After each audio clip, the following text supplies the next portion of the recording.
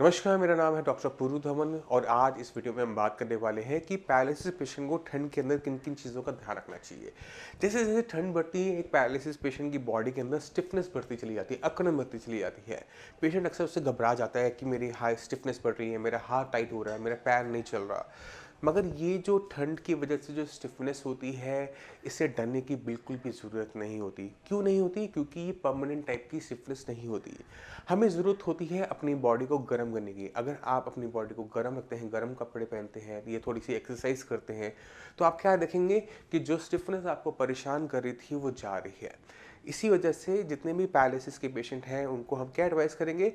गर्म कपड़े पहनो और अपने एक्सरसाइज का ड्यूरेशन को बढ़ा दो, क्योंकि ठंड जैसे-जैसे बढ़ती है, हर इंसान के अंदर एक्सरसाइज करने का जो स्टैमिना है, वो बढ़ जाता है।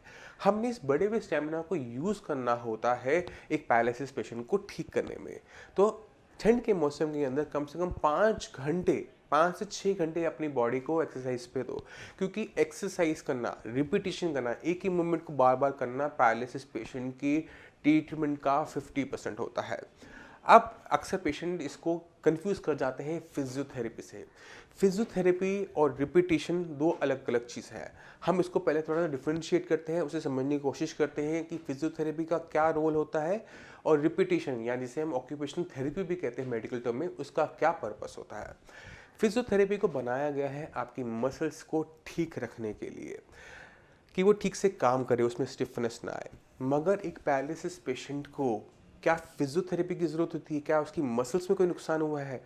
नहीं। एक पैरालिसिस पेशेंट की बॉडी के अंदर देखा जाए कि पैरालिसिस हुआ क्यों? तो उसकी मसल्स नहीं चल रही। मगर मसल्स क्यों नहीं चल रही? क्योंकि ब्रेन के अंदर क्लॉट आया था, ब्रेन के अंदर ब्रेन हैमरेज हुआ था, जिससे ब्रेन का वो हिस्सा जो हाथ-पैर को चलाता था, उसने काम करना बंद कर दिया, जिसकी वजह से आप अपने हाथ-पैर को नहीं हिला पाते। अब हम हाथ-पैर को कैसे हिला सकते हैं, कैसे उसको मूवमेंट लेकर आ सकते हैं, उसको भी समझने की ज़रूरत है। आप अपने आप को इमेजिन करो, जब हुआ था तो कंडीशन क्या थी? आप बिल्कुल बेड रिडन थे, हिल नहीं पाते थे, बैठ नहीं पाते थे, चल नहीं पाते थे। मगर अगले 6 महीने के अंदर आपकी बॉडी के अंदर बहुत अच्छी इंप्रूवमेंट होनी शुरू हुई। आप खड़े हुए, चले, आपके हाथ में ताकत आई। अब सवाल ये उठता है कि अगर ब्रेन के अंदर वो हिस्सा मर गया था, तो आपके दोबारा से मूवमेंट क्यों आई? ये जो मूवमेंट आती है किसी भी पैरालिसिस पेशेंट के अंदर पहले 6 महीने के अंदर, ये आती है न्यूरोप्लास्टिसिटी से।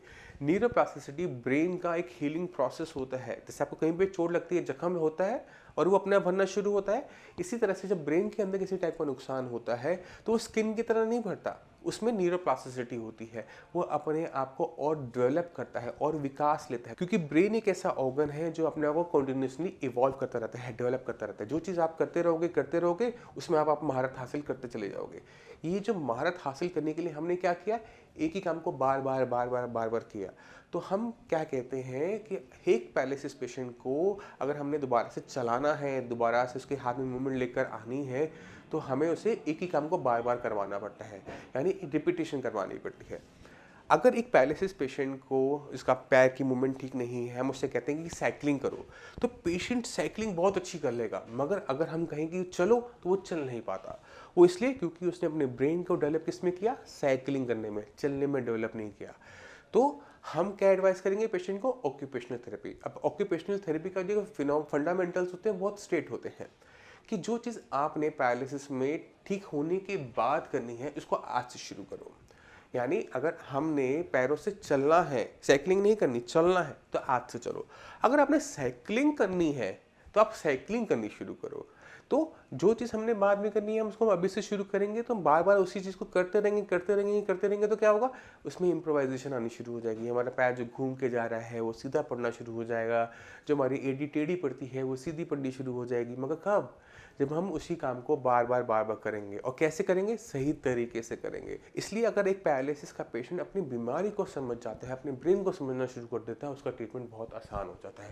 क्योंकि उसको पता है कि उसके ब्रेन को क्या चाहिए। वो अपने हाथ-पैर की तरफ नहीं देख रहा, वो अपने ब्रेन की तरफ देख रहा है कि उसमें क्या कमी, क्या नुकसान हुआ। तो ये बहुत ज़्यादा ज़रूरी होता है। एक ही काम को बार-बार करो, ठीक हो जाओगे।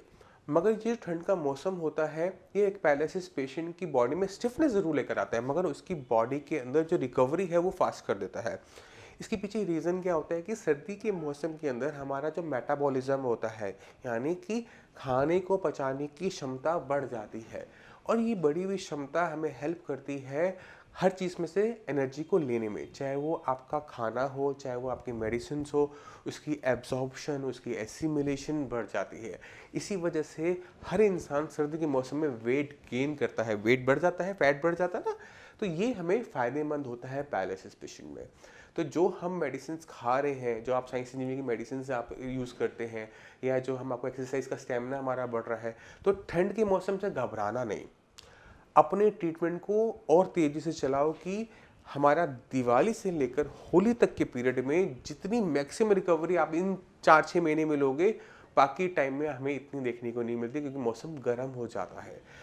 चाहे स्टिफनेस ज़रूर आ रही है, मगर हमारी बॉडी में रिकवरी फास्ट हो रही है। तो ये एक तरीके से साल का, मैं कहता हूँ कि एक तरीके से गोल्डन पीरियड होता है, जिसे किसी भी पैरालिसिस पेशेंट को नहीं छोड़ना चाहिए। अपनी डाइट के अंदर हाई प्रोटीन चीज़ें लेनी है, हमने सूप लेने हैं, हमने फ़िश सूप लेना है, हमने चिकन सूप लेना है, हम वेजिटेबल सूप भी ले सकते हैं, इसमें मशरूम हमने ज़्यादा यूज़ करनी है, हमने दाल का सूप ले सकते हैं।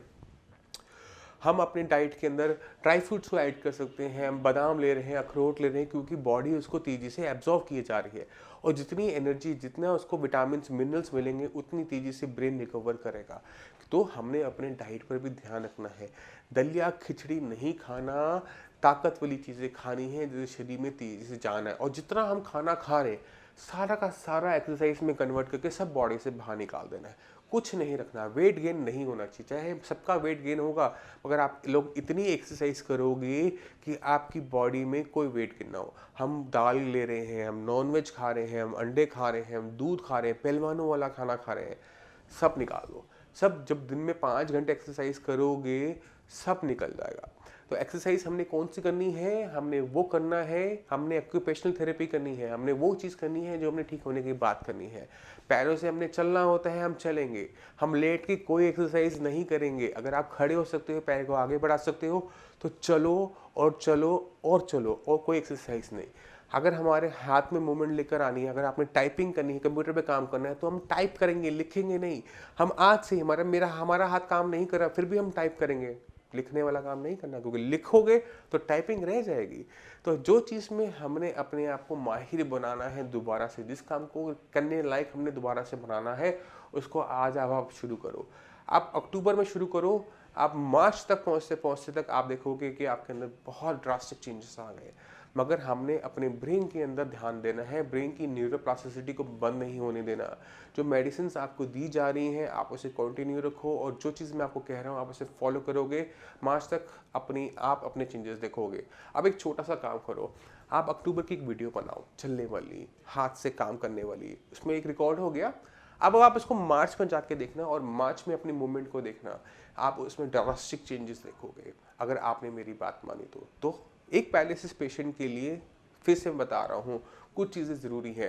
पहला, ब्रेन के अंदर न्यूरोप्लास्टिसिटी को ऑन करना, बटन को ऑन करना। ऑन करने के बाद ब्रेन के अंदर डेवलपमेंट स्टार्ट हो गई। अब ब्रेन को डेवलप करने के लिए क्या करना है, एक पर्टिकुलर एक्सरसाइज को बार बार करना है। एक ही एक्सरसाइज को हम इतनी रिपीटेशन करेंगे कि हम उसमें माहिर हो जाएं।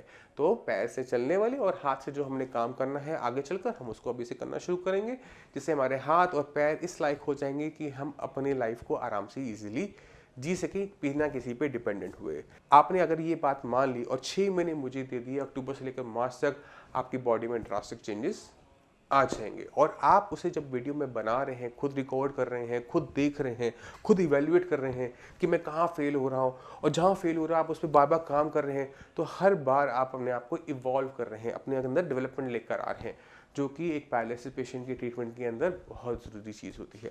मैं उम्मीद करता हूँ इस ठंड से आप डरेंगे नहीं, अपने पे काम करना शुरू करेंगे, इस ठंड के मौसम का सही यूज़ करना शुरू करेंगे, और मार्च तक, इस ठंड के मौसम के एंड तक आप अपनी बॉडी के अंदर बहुत ड्रास्टिक चेंजेस लेकर आएंगे।